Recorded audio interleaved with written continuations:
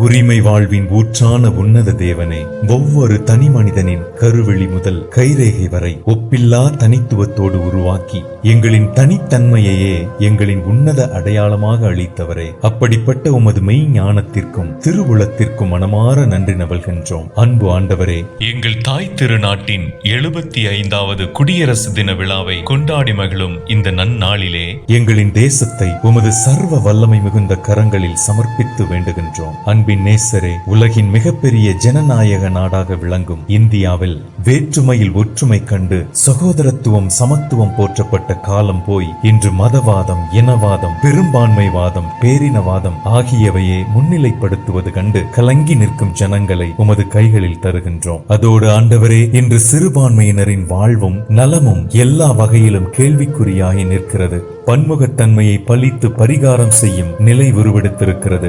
அடிப்படை மனித உரிமைகள் மீறப்படுகின்றன.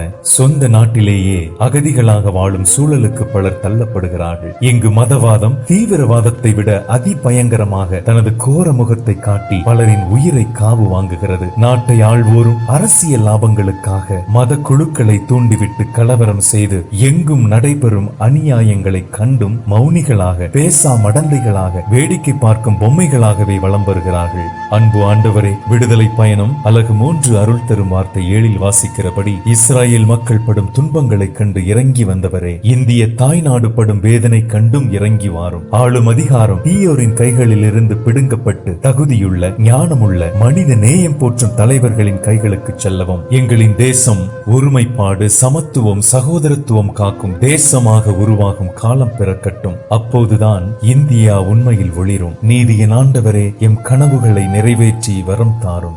ஆமேன்.